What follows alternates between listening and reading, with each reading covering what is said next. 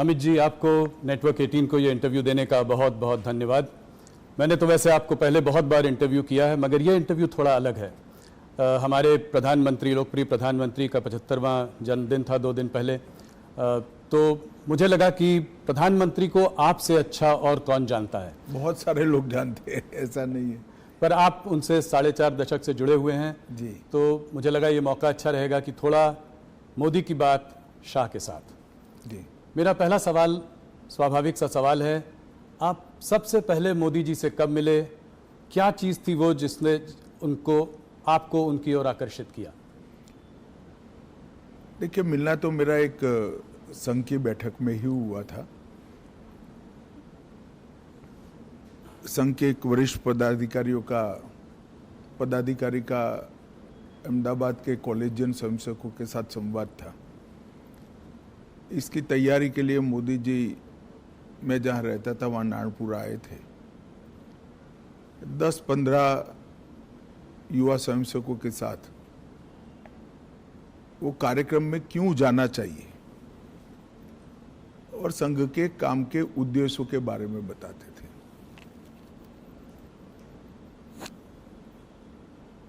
एक बिल्कुल अलग प्रकार से संघ के काम को मैंने उनसे सुना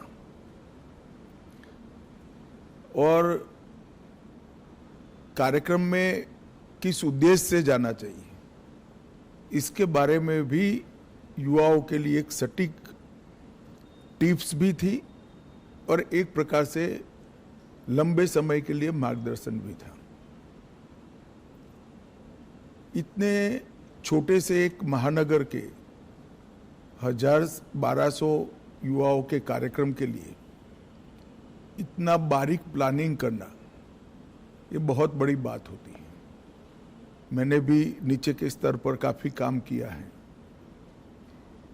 और वो ही बताता था, उस वक्त भी बताता था कि नरेंद्र भाई जो करते हैं वो मन से करते हैं और जो करते हैं वो अल्टीमेट उद्देश्य के साथ जुड़ा हुआ होता है और इसी के कारण बड़े बड़े परिणाम मिलते हैं।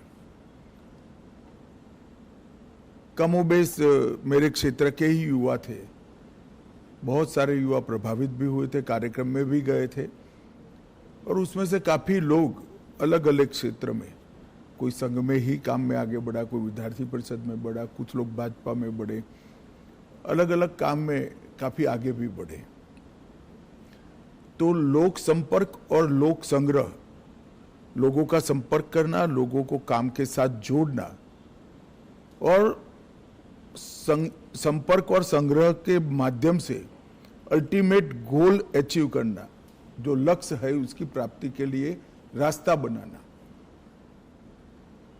ये उस वक्त हम सब युवाओं के मन पर बहुत गहरी असर छोड़ गया और आगे चलकर इसके कई सारे उदाहरण उनके जीवन से इसी प्रकार के मिलते रहे, जिन्होंने आज दुनिया के सामने जो नरेंद्र मोदी जी है उसको बनाया। आपने प्लानिंग की बात करी तो 1995 तक भारतीय जनता पार्टी गुजरात में अपनी पूर्ण बहुमत के साथ कभी सरकार नहीं बनाई थी। उसके बाद लगातार आप लोग 7 चुनाव जीतते रहे। इसमें मोदी जी का क्या रोल रहा? इसमें प्लानिंग और उसको आप किस तरीके से देखते? भारतीय जनता पार्टी गुजरात में तीसरे नंबर पर थी। कांग्रेस, संस्था कांग्रेस से बनी जनता पार्टी और फिर भारतीय जनता पार्टी, और तीसरे नंबर पर भी हम 11 एमएलए के साथ थे। तो एक प्रकार से गुजरात में पूर्ण रूप से इतनी मजबूत सरकार बनना और इतने साल तक चलना, ये कल्पना करना भी बड़ा दुष्कर काम था। गुजरात में जब 2-3 साल लगातार अकाल पड़ा, तब पहली बार शहर के छोटे छोटे कार्यकर्ताओं को उन्होंने नेता बनाकर गांवों में न्याय यात्रा लेकर घुमाया। अकाल के लिए जहां राहत काम होते थे, जहां भ्रष्टाचार होता था, कांग्रेस की सरकार थी उस वक्त, उसको उजागर करना, न्याय यात्रा लेकर जाना। हर स्वयंसेवक, हर कार्यकर्ता लोगों के घरों से सुखड़ी, पुराने जूते, चना, ऐसी सूखी चीजें लेकर जाते थे जो अकाल के राहत काम में काम करते थे वो मजदूरों को पुराने जूते देते थे, चना सुखड़ी देते थे। एक प्रकार से उसी को मुद्दा बनाकर हमारे काम का विस्तार कैसे हो सकता है, लोगों का विश्वास पार्टी के प्रति, काम के प्रति बढ़े और पार्टी के कार्यकर्ता के मन में जो सुषुप्त संवेदना पड़ी है लोगों के प्रति, उसको जागरूक कर कर एक राजनीतिक उद्देश्य से आया हुआ कार्यकर्ता लोगों के प्रति संवेदनशील बनकर अपने जीवन को, उद्देश्य को बदल दे। ये दोनों काम वो न्याय यात्रा के माध्यम से हुए। दूसरा, मुझे पूरा देश का मैं दावे के साथ नहीं कह सकता हूं, मगर बाद में मैं अध्यक्ष के नाते पूरे देश का दौरा भी करा, तो कई प्रांतों में पुराने कामों की मेरी चर्चा हुई है। मैं इतना कह सकता हूं, कमोबेश किसी भी प्रांत में बूथ समिति को इंस्टीट्यूशनलाइज करने का काम नरेंद्र मोदी जी ने जब संगठन मंत्री थे तब किया था।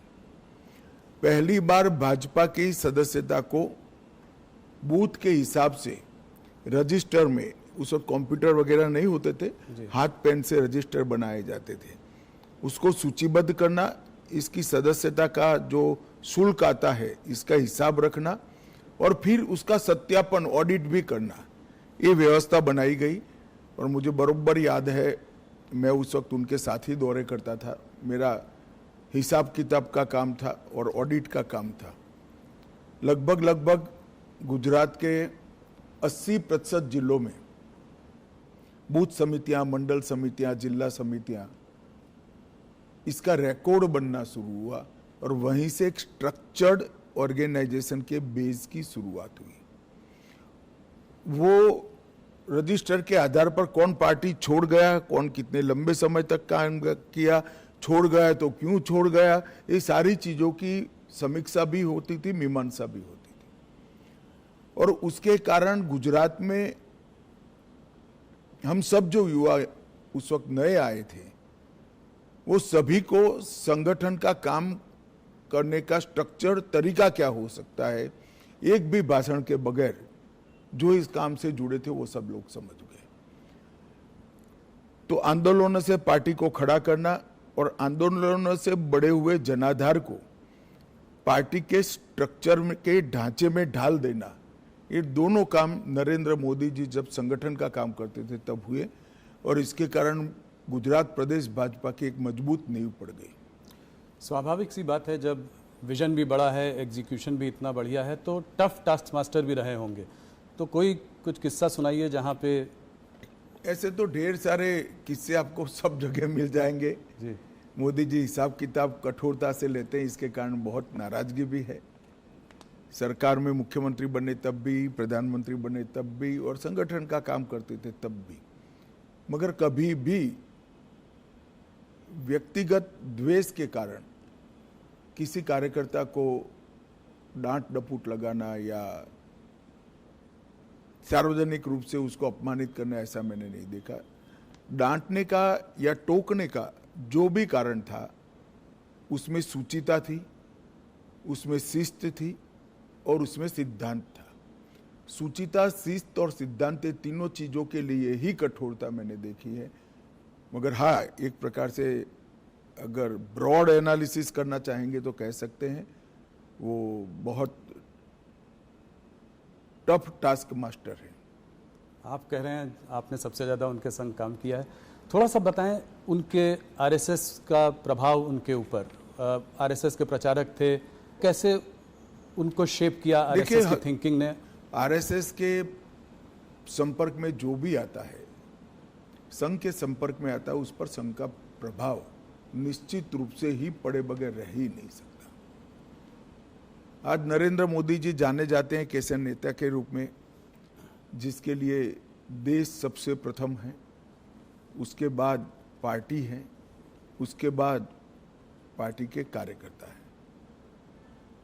ये जो राष्ट्र प्रथम का पूरा इतना लंबा कालखंड 75 साल का जो दिखाई पड़ता है, मैं मानता हूं वो संघ के ही संस्कार है और संघ के संस्कारों को लंबे डिसिप्लिन जीवन के तहत उन्होंने अपनी प्रकृति में बदला है। तो संघ के संस्कारों को स्वीकार करने में या उसके हिसाब से जीने में कोई तकलीफ नहीं पड़ती। जब प्रकृति ही व्यक्ति की ऐसी हो जाती है तो अपने आप काम उसी तरह से चलता है। अमित जी, काफ़ी लोग कहते हैं कि आप और मोदी जी एक ही सिक्के के दो पहलू हैं, तो इस जुगलबंदी का राज बताएं। कैसे केमिस्ट्री? कहना ठीक नहीं है। मोदी जी और कार्यकर्ता दोनों एक सिक्के के दो पहलू हैं। करोड़ों कार्यकर्ताओं के जीवन में उन्होंने रास्ता भी बताया है, कोई भटकता है तो उंगली भी पकड़ी है, कई लोगों के जीवन को नई ऊंचाइयां भी दी हैं और हर कार्यकर्ता को पार्टी के सिद्धांतों के आधार पर जीने की आदत भी डाली है, क्योंकि वो स्वयं कार्यकर्ता हैं। शायद ही कोई प्रधानमंत्री होगा जो पार्टी की बैठक में डायस पर से उठकर फ्रेश होने के लिए भी नहीं जाता होगा। 3 दिन की कार्यकारिणी है तो 3 दिन पूरा वो मंच पर आपको सजग अवस्था में पूरी कार्यवाही में ध्यान देते हुए दिखाई पड़ेंगे। वो बीच बीच में माइक लेकर टोकते भी हैं और एक प्रकार से मैं कहूँ तो इसके कारण कार्यकारिणियों की उपस्थिति बढ़ गई है, क्योंकि जब आपका नेता स्वयं ही बैठता है तो सभी लोगों को बैठना ही पड़ता है। मोदी जी लोगों से एक दिल का रिश्ता बना लेते हैं। मैंने देखा है कि बड़े बड़े ग्लोबल लीडर्स के साथ भी उनका 1-on-1 एक रिश्ता है। वो प्रोटोकॉल के बियॉन्ड जाकर एक रिश्ता बनाने की कोशिश करते हैं, चाहे वो ट्रंप हो, चाहे वो नेतन्याहू हो, पुतिन जी हो। तो और अगर दोस्त कभी रूठ भी जाए तो उसको मना भी लेते हैं। तो ये कैसी क्वालिटी है जो? देखिए, कोई भी नेता जब अपने लक्ष्य के लिए और अपने देश के लिए काम करता है तो प्रोटोकॉल नहीं रहते हैं। लक्ष्य को प्राप्त करने के लिए, देश को ऊपर ले जाने के लिए जो कुछ भी करना पड़ता है वो साहसिकता से वो करता है और इसमें कोई बड़ा साइंस नहीं है। जब अपने आप को आप निकाल लोगे, अपने आप के अहंकार को निकाल दोगे तो सब कुछ साहसिक हो जाता है।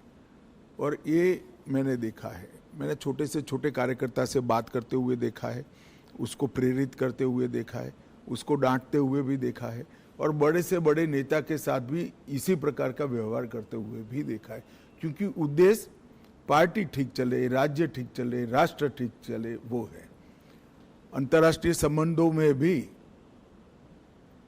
उन्होंने व्यक्तिगत रिश्ते तो बनाए, मगर वो व्यक्तिगत रिश्ते हमेशा भारत के उपयोग में आए। उनकी अंतर्राष्ट्रीय नेताओं की दोस्ती से मैं सार्वजनिक रूप से कहना नहीं चाहता, मगर ढेर सारी घटनाओं को मैं जानता हूं जिससे भारत को इतना फायदा हुआ है। कई प्रकार के अद्भुत फैसले हुए हैं जो कभी फॉरेन पॉलिसी के माध्यम से होना असंभव था, मगर वो देश के हित में हुई। बहुत बड़ी बात।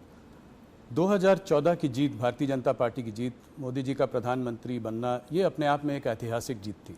मैं आपके माध्यम से सवाल पूछना चाहता हूँ। आपको उस चुनाव में बहुत बड़ी एक जिम्मेदारी मिली है। आपको उत्तर प्रदेश को डिलीवर करना था भारतीय जनता पार्टी के लिए। उस वक्त कैसे आपने इसको किया और मोदी जी ने कैसे इसका मार्गदर्शन किया? देखिए, पूरे देश भर में कांग्रेस के खिलाफ गुस्सा और नफरत दोनों थी और मोदी जी के एक प्रकार से 12 साल के मुख्यमंत्री काल के कारण गुजरात मॉडल पूरे देश को आकर्षित करता था। जो कमियां कांग्रेस के शासन में दिखाई पड़ती थी, वो कमियों का जवाब मोदी जी की खूबियों में दिखता था। तो एक बड़ा जनाकर्षण था नरेंद्र मोदी जी के लिए। उत्तर प्रदेश में मेरे लिए जिम्मेदारी ये थी कि संगठन ठीक ठाक कर इस लोकप्रियता को वोट में कन्वर्ट करना और वोट को मतपेटी के अंदर कैद करना। और उत्तर प्रदेश में जातिवाद से ऊपर उठकर देश के हितों के लिए वोटिंग की पैटर्न लोगों के दिमाग में ठसाना। और मुझे लगता है कि भारतीय जनता पार्टी उत्तर प्रदेश में सफलता के साथ ये कर सकी थी। हमने मोदी जी देश बदल सकते हैं ये विश्वास भी खड़ा किया। देश बदलेगा, देश बदलना है तो उत्तर प्रदेश को बदलना ही पड़ेगा, इसलिए मोदी जी उत्तर प्रदेश बदल सकते हैं ये विश्वास खड़ा किया। और जातियों की भावना से ऊपर उठकर उत्तर प्रदेश और देश के भले के लिए वोटिंग करने की एक वोटिंग पैटर्न भी हम खड़ी कर पाए। इसके लिए सघन प्रवास, संगठन का रिपेयरिंग, ढेर सारी चीजें थी, मगर मुख्य मुद्दा मोदी जी की लोकप्रियता जो अर्जित हुई थी, मोदी जी से जो आस बनी हुई थी, वो आस को एनकेस करने का यंत्रणा खड़ी करना था। मुझे लगता है हम ठीक से कर पाए, इसलिए इतना अच्छा परिणाम हमें मिला। जहां एक तरफ मोदी जी इतने लोकप्रिय नेता हैं, ग्लोबल लीडर्स के संग भी उनका इतना अच्छा तालमेल है, ऑपोजिशन लीडर्स जैसे कि राहुल गांधी, ममता बनर्जी, ये लोग उनको तमाम तरीके से गाली देते रहते हैं, जलील करते रहते हैं, तो इसको आप कैसे देखते हैं? कोई उनको मौत का सौदागर बुलाता है, कोई। देखिए, एक दुर्भाग्यपूर्ण चीज है कि राजनीति सिद्धांतों की जगह व्यक्तिगत बातों पर ले जाने का प्रयास हुआ है। और राजनीति में जिस प्रकार की भाषा का प्रयोग होता है, मैं नहीं मानता वो हमारी डेमोक्रेटिक व्यवस्था को पुष्ट करेगी। लोकतांत्रिक व्यवस्था में स्तर विहीन राजनीति एक दीमक के समान होती है, जो लोकतांत्रिक व्यवस्था की जड़ों को खा जाती है। और मैं तो आपके कार्यक्रम के माध्यम से देश की जनता को यही अपील करना चाहता हूं कि ऐसी भाषा का जो प्रयोग करते हैं, इस प्रकार की राजनीति को जो बल देते हैं, ऐसे लोगों ने जनता ने दंड देना चाहिए। किसी भी व्यक्ति का भ्रष्ट आचरण हो तो वो उसकी व्यक्तिगत बात नहीं बनती है, सार्वजनिक होती है। उसके भ्रष्टाचार को उजागर करना वो विपक्ष का जिम्मेदारी भी है, परंतु चूंकि भ्रष्टाचार नहीं मिलता है, इसलिए स्तर बगैर की बातों को करना, गलत शब्द प्रयोग करना, जो भी आप बता रहे थे, और वहां तक कि मोदी जी की स्वर्गीय माता जी के लिए अपशब्द बोल देना, ये हमारी देश की लोकतांत्रिक राजनीति को पुष्ट नहीं करेगा। और मैं देश की जनता को जरूर कहना चाहूंगा कि ऐसे लोगों को दंडित करना चाहिए चुनाव के माध्यम से। पार्लियामेंट देश की सबसे बड़ी पंचायत है, वहां पक्ष और विपक्ष दोनों ने अपनी अपनी दृष्टिकोण से, अपने अपने सिद्धांतों की तहत देश के मुद्दों पर चर्चा करनी चाहिए। चर्चा करने से के लिए इससे बड़ा कोई मंच है नहीं। आप पहले दिन से ही पार्लियामेंट को बिखेर देने का प्रयास करोगे और वंदे मातरम होगा तब तक बिखेरते रहोगे, और फिर कहोगे कि हमें बोलने नहीं देते हैं। बोलने का समय स्पीकर साहब देंगे तो आप वॉकआउट कर जाओगे, बोलने का समय देंगे तो आप राजकीय तंज लगाने में समय जाया कर दोगे, मुद्दों पर बात नहीं करोगे, पार्लियामेंट चलाने के नियमों को नहीं मानोगे, और फिर कहोगे कि हमें बोलने नहीं देते, तो पार्लियामेंट फ्रीस्टाइल तरीके से नहीं चल सकती। पार्लियामेंट चलाने के नियम बने हैं और उनके परनाना और दादी के समय से बने हुए हैं, राहुल जी के। उस नियमों से ही पार्लियामेंट चल सकती है। और आदर्श सांसद वो ही होता है कि वो जो नियमों के फ्रेमवर्क में अपनी बात को सटीक तरीके से रख पाए। खैर, मेरी ये सब बातों का असर नहीं होने वाला है, मगर मैं देश की जनता को ये कहना चाहता हूं कि मोदी जी ने multi party parliamentary democratic system को पुष्ट करने के लिए हमेशा आग्रह रखा है कि संसदीय शुचिता और पार्लियामेंट्री डिसिप्लिन ये दोनों का पालन किया जाना चाहिए। और मैं मानता हूं कि देश की जनता ने कभी न कभी शीर्ष करना पड़ेगा कि राजनीतिक आक्षेपबाजी में ही संसद का समय जाना चाहिए या कुछ फ्रूटफुल चर्चा होकर जनता के लिए अच्छे फैसले लेने चाहिए, चाहे सुरक्षा का हो, चाहे देश को समृद्ध करने का हो, चाहे रोजगारी के लिए हो, चाहे देश की औद्योगिक नीति के लिए हो, चाहे देश की कोऑपरेटिव नीति के लिए हो, चाहे करोड़ों गरीबों के कल्याण के लिए नीतियां बनानी हो। इस पर चर्चा करनी चाहिए या राजनीतिक आक्षेपबाजी करनी चाहिए। और मुझे तो आश्चर्य हो रहा है, हम भी ऑपोजिशन में से 10 साल थे, पहले 1-2 दिन विरोध करते थे मुद्दों को उजागर करने के लिए, फिर चर्चा करते थे, और अगर फिर भी चर्चा के बाद सरकार नहीं मानती थी तो हम कोर्ट में जाते थे कि भ्रष्टाचार है, इसका जांच किया जाए। और कोर्ट ने कई जगह हमारी मांग पर जांच अपॉइंट की थी, जिसकी हाय तौबा वो आज भी कर रहे हैं, मगर ये कहीं नहीं जाते। कोई कॉन्स्टिट्यूशनल फोरम के अंदर डिबेट करना ही नहीं चाहते, वो रोड पर ही करना चाहते हैं। और मुझे लगता है इसीलिए जनता ने शायद उनको रोड पर ही रखा है। अमित जी, वैसे तो आपके 11 साल की सरकार में बहुत अचीवमेंट्स हैं, पर मैं कुछ चीज़ों पे बात करना चाहूँगा। वैसे तो बहुत समय लग जाएगा, सब पे बात करेंगे। धारा 370 को ख़त्म करना, इसके पीछे कुछ बताएं, कैसे ये हुआ, कैसे संभव हुआ, मोदी जी का क्या रोल था? आपकी देखिए बहुत भाई, अहम भूमिका कैसे थी। हुआ तो पूरी दुनिया जानती है। क्यों किया का जवाब ये है कि हमारी पार्टी तो जब से धारा 370 बनी तब से विरोध कर रहे हैं। जी, भारतीय जनसंघ के पहले अध्यक्ष श्यामा प्रसाद मुखर्जी का जीवन ही धारा 370 समाप्त करने के लिए, मगर आज तक न भाजपा के साथ पर्याप्त बहुमत था, न दृढ़ इच्छा शक्ति से निर्णय हुआ था। मोदी जी जब दूसरी बार 2/3 बहुमत के साथ प्रधानमंत्री बने, तब पहले ही सत्र में धारा 370 को समाप्त कर दिया। और मैं मानता हूं मोदी सरकार के 11 साल में देश को सुरक्षित करने के लिए, आतंकवाद को कंट्रोल करने के लिए और दुनिया भर में कश्मीर हमारा है ये संदेश भेजने के लिए नरेंद्र मोदी जी का ये कदम बहुत महत्वपूर्ण है। और कई सदियों तक देश की जनता इसको याद करेगी। और भी तमाम रिफॉर्म्स हुए हैं, मगर थोड़ा सा मैं बात करना चाह रहा था इकोनॉमिक रिफॉर्म्स जो हुए हैं मोदी जी के अंडर।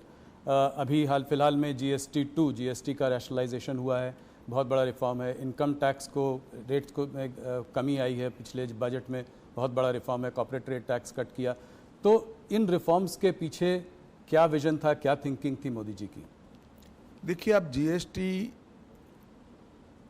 के अभी हुए सुधार के बारे में मैं बाद में बात करूंगा। जीएसटी की चर्चा कांग्रेस की सरकार थी तब से होती थी। श्री चिदम्बरम वित्त मंत्री थे तब भी हुई, श्री प्रणब मुखर्जी वित्त मंत्री थे तब भी हुई। कई बार कांग्रेस से गुमराह कर रही है कि ये तो हमारा आइडिया है। ठीक है भाई, आपका आइडिया है तो इंप्लीमेंट क्यों नहीं हुआ? राज्य विरोध करते थे। राज्य विरोध किस चीज का करते थे? राज्य विरोध जिस चीज का करते थे वो चीज देश की जनता को समझनी चाहिए। सभी को मालूम था कि जीएसटी आने से राज्यों के रिसोर्सेस में एक प्रकार का रिजर्व होगा, कमी आएगी। वो कमी की भरपाई के लिए उस वक्त राज्य केंद्र से गारंटी मांगते थे, जो कांग्रेस ने नहीं दी, राज्यों ने सहमति नहीं दी और जीएसटी के रिफॉर्म नहीं हुए। नरेंद्र मोदी जी प्रधानमंत्री बने, उन्होंने ये गारंटी दे दी। राज्यों की ग्रोथ रेट से लगभग डबल ग्रोथ रेट टैक्स की होगी, इस प्रकार का संवैधानिक वादा किया और पूरा भी किया। सभी राज्यों को इस नवंबर तक पैसा जाएगा। जी तो राज्यों की सहमति इसलिए बनी क्योंकि केंद्र सरकार ने एक वादा किया और वो वादा पूरा भी किया। और जीएसटी के कारण 16 प्रकार के बिक्री से जुड़े सभी करों का, ऑक्ट्रॉय से लेकर बाकी सारी चीजों पे, एक्साइज, सेल्स टैक्स, कई छोटे मोटे मनोरंजन कर था, ये सभी का एकीकृत खाका बना। पूरे देश भर की एक इलेक्ट्रॉनिक बिक्री कर प्रणाली बनी, ई वे बिल बने। और जीएसटी के इतने सालों की यात्रा में 200 से ज्यादा छोटे मोटे बदलाव कर कर उसको लोकाभिमुख भी बनाया और टीथिंग प्रॉब्लम समाप्त भी की। ये करते करते करते देश की इनकम भी बढ़ी,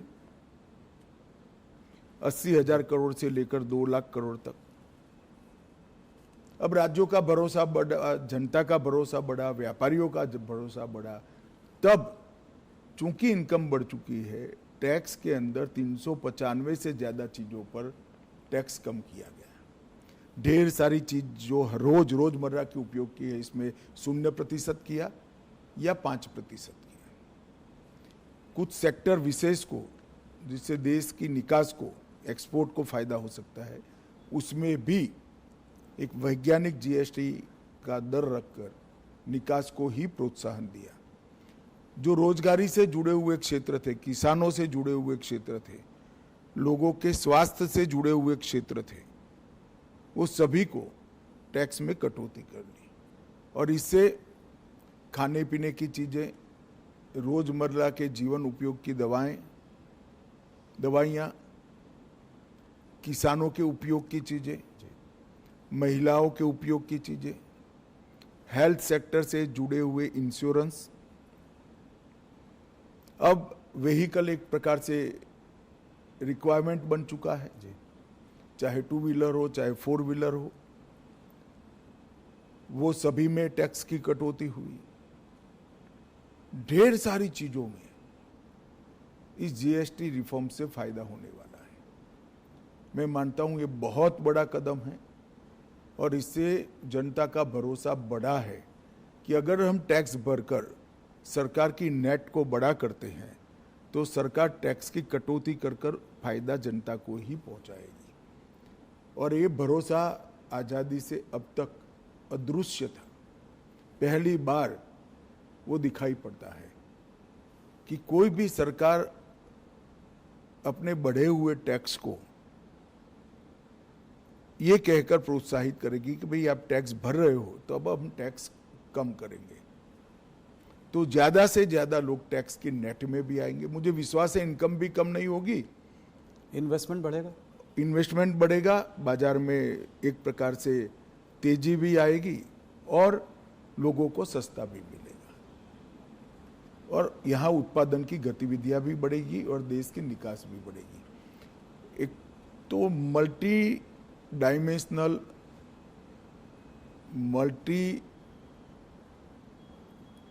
मतलब हर सेक्टर को बेनिफिट देने वाला ये सुधार जो किया है, ये अब तक का बहुत बड़ा सुधार माना जाएगा।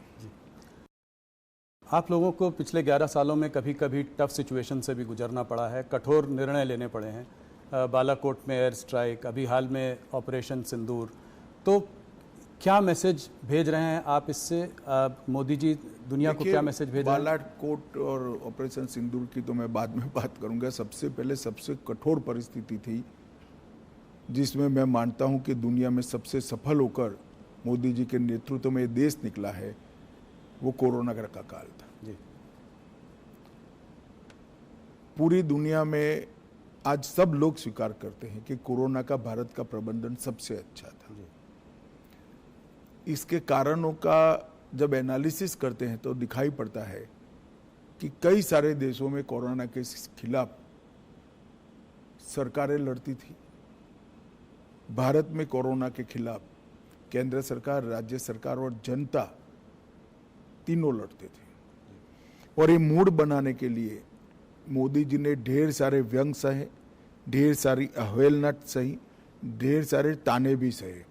कोई कहता था कि थाली बजाने से कोरोना नहीं जाता, कोई कहता था दिया जलाने से कोरोना नहीं जाता था, कोई कहता था जनता कर्फ्यू कर कर क्या निकाल लोगे। मगर ये सब चीजों ने देश के हर व्यक्ति का कोरोना के खिलाफ लड़ने का एक मॉरल बनाया, सामूहिक लड़ाई का मनोबल बनाया।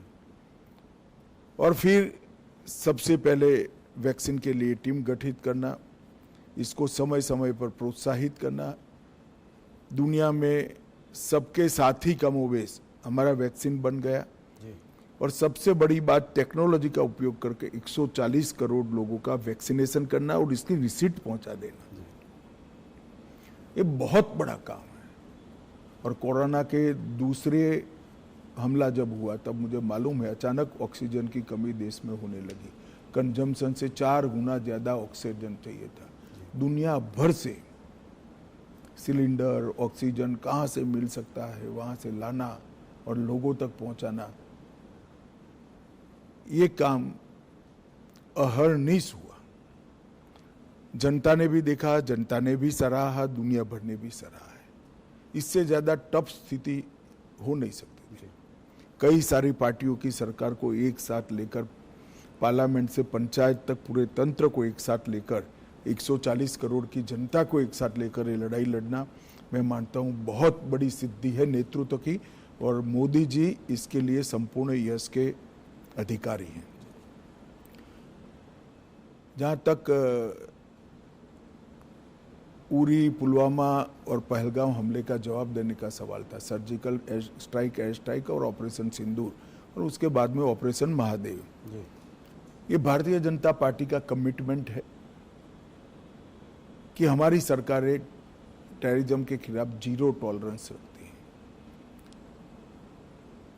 और मोदी जी के नेतृत्व में ये कोई कोरा नारा नहीं है, पॉलिसी है। और जब जब भी समय आया हम इस पॉलिसी पर कठोरता के साथ काम करते हुए दिखाई पड़े। पहले भी हमले हुए थे, बड़े बड़े हमले हुए हैं। मुंबई पर हमला हुआ, कई सारे हमले हुए, सीरीज ऑफ शहरों में सीरियल बॉम्ब ब्लास्ट हुए हैं, मगर कभी भी जवाब नहीं दिया गया। हमने बड़ा युद्ध कर कर देश के विकास को रोका भी नहीं है, मगर हर बार कठोर जवाब देकर एक संदेश दे दिया है कि भारत की सीमा और भारत की सेना और भारत की जनता के साथ खिलवाड़ नहीं करते, वरना दंड भुगतना पड़ता है। और ऑपरेशन सिंदूर में जिस तरह से उनकी तंजीमों के हेडक्वार्टर उड़ा दिए गए, पाकिस्तान के क्षेत्र में जाकर, पूरी दुनिया आश्चर्यचकित होकर भारत के ऑपरेशन को देखी। और वो नेतृत्व के दृढ़ इच्छा शक्ति के बगैर नहीं हो सकता। अमित जी, आप हिस्ट्री में बहुत रुचि रखते हैं, तो मेरा एक सवाल है कि इस देश में लॉन्गेस्ट सर्विंग प्राइम मिनिस्टर्स को अगर लिया जाए तो नेहरू जी, इंदिरा जी और मोदी जी का नाम है। मोदी जी को आप नेहरू और इंदिरा जी से कैसे कंपेयर करेंगे? देखिए, मोदी जी ने देश की इकोनॉमी की साइज और स्केल दोनों को बदला है। गरीबी हटाओ के पॉलिटिकल नारेज को जमीन में तब्दील किया है, जमीन पर तब्दील किया है।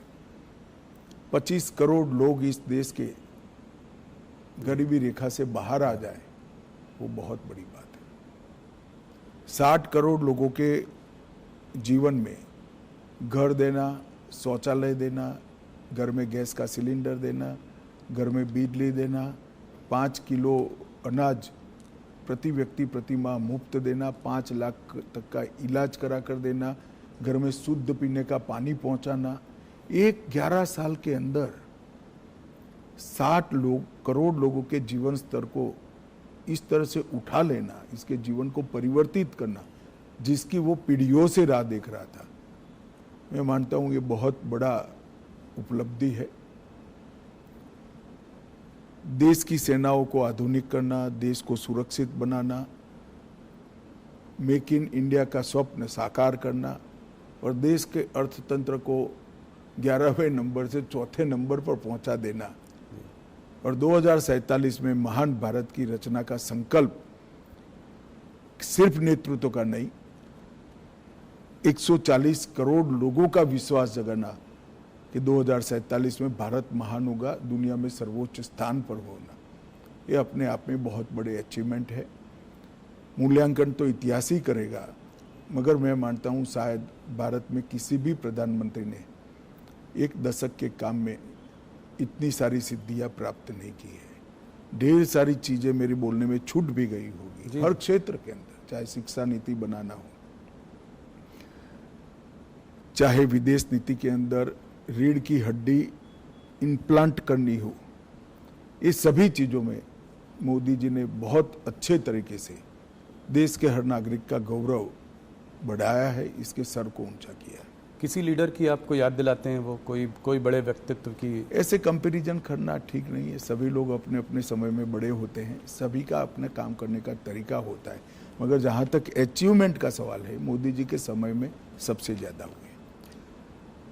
अमित जी, आपने मोदी जी पर इतनी सारी बातचीत कही, बहुत बहुत धन्यवाद। आप हमसे आज जुड़े इसके लिए बहुत। नमस्कार जी।